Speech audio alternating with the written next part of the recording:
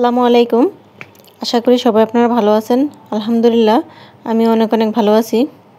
তো মাশাআল্লাহ রেইন লিলিগুলা খুব সুন্দর করে ফুটছে। তো এখন যেহেতু বর্ষার সিজন, এখন কিন্তু প্রচুর পরিমাণে রেইন লিলি ফুটবে।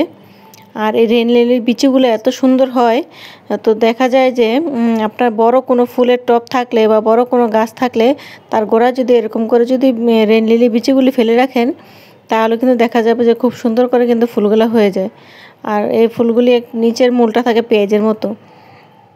তো যাই হোক, আজকে থাম্বনেলে যেমনটা দেখছেন, নতুন করে আবার কিছু বীজ বপন করে দিব।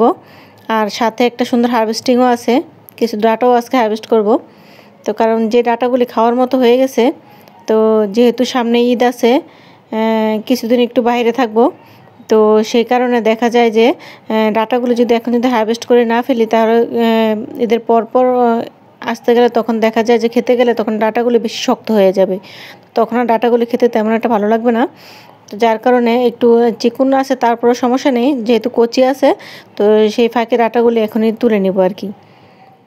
তো যাই হোক, তার আগে চলেন কিছু আজকে কী বীজ বপন করব সেটা দেখে নেই।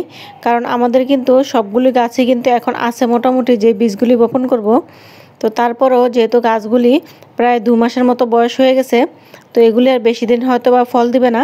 তো যার কারণে এখন যদি আবার কিছু বীজ বপন করতে পারি, তো এখান থেকে যদি কিছু চারা ওঠে, তাহলে আবার সেই গাছগুলি নষ্ট হয়ে যাওয়ার সাথে সাথে কিন্তু আবার এই গাছগুলি কিন্তু রেডি হয়ে যাবে। তো যেহেতু অনেক পরিমাণে বৃষ্টি হচ্ছে, তো এখানে কিন্তু এই বেডটা কিন্তু আমি কিছুদিন আগে রেডি করছিলাম। তো এই বেডটার মধ্যে আজকে কিছু বিচি দিয়ে দেবো। তো এখানে প্রথমে যেগুলো দেখছেন সেগুলো হচ্ছে লাউয়ের বিচি। তো আজকে আর বিচিগুলো আমি ভিজিয়ে নিলাম না, কারণ যেহেতু মাটি অনেক পরিমাণে ভিজা আছে, আবার দেখা যায় বৃষ্টিও হতে পারে। তো সবগুলি বিচি উঠবে কি না সেটাও একটা সন্দেহ। তো তারপরও লাগিয়ে দেব, দেখি কতটুকু কী হয়। তো এখানে লাউয়ের বিচি লাগানোর পরে এখন কিছু চাল কুমড়া বিচি লাগিয়ে দেব। তো আমার যেহেতু ঘরে বিচি অনেক বেশি আছে, তো আমি একটু বেশি করে লাগিয়ে দেব। তো দেখা যাবে যে যে চাল কুমড়া গাছগুলো এখন আছে, তো সেগুলি তো মোটামুটি একটা পোকার আক্রমণ হয়েছে। তো সেই পোকাটা অনেকই ছোট ছোট লাল লাল একটা পোকা হয়। তো অন্যান্য গাছে কিন্তু আর কোনো পোকা নেই, কিন্তু আমার এই চাল কুমড়া গাছের পোকাগুলি কিন্তু এখনও কিন্তু আছে। 2বার করে কিন্তু আমি কিন্তু ফাঙ্গিসাইড স্প্রে করছি, তারপরে কিন্তু এই পোকাগুলি আমি সরাতে পারি নাই, কারণ এর মধ্যে আবার বৃষ্টি এসে পড়ছে। আবার দেখা যায় এই পোকাগুলি পাতার উপরেও থাকে, আবার নিচেও থাকে। তো যার কারণে পোকাগুলি সরাতে মানে খুবই কষ্ট হইতেছে।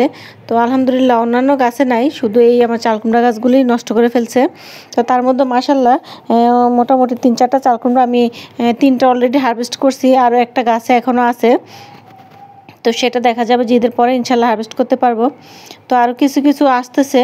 তো যাই হোক, নতুন করে আবার চারাগুলি দিয়ে দেবো। তো এখানে আরও অনেকগুলি চারাই দেবো, ঢেঁড়সের চারা দেব, তারপরে হচ্ছে করলা চারা। তো এরকম করে যে বীজগুলি আছে, যেহেতু করলা গাছগুলো অনেকটা বয়স হয়ে গেছে, তো দেখা যাবে যে এখন যেহেতু ফল হয়, সবজি হয়, করলা হয়, কিন্তু একটু ছোট ছোট হয়। তো যার কারণে আমি বিচিগুলো এখন আপনারাও যারা আছেন, যাদের গাছ এরকম বয়স হয়ে গেছে, তো তারাও চাইলে এরকম করে বীজ কিন্তু চারা করতে পারেন। চারা করলে দেখা যাবে কি আপনার যে গাছগুলি নষ্ট হয়ে যায়, তো আপনার আবার ওই গাছগুলি উঠিয়ে যদি আবার নতুন করে চারা দেন, তাহলে কিন্তু অনেক সময় লেগে যাবে। তো বাগানটা সবুজ থাকবে না। তো তখন দেখা যায় অন্য একটা সবজি পেতে আমাদের একটু দেরি হয়ে যাবে। তো যেহেতু এখনও আমাদের গাছে ফলন হচ্ছে, তো এর ফাঁকে কিন্তু আমাদের কিন্তু আবার নতুন করে কিন্তু বীজ ফেলে দিতে হবে। বীজ আমরা যদি নতুন করে বপন করি, তাহলে দেখা যাবে যে আমাদের চারাগুলি উঠতে উঠতে তখন যদি আমরা ওই গাছগুলি উঠিয়েও ফেলি, তখন আমাদের আর কোনো সমস্যা হবে না।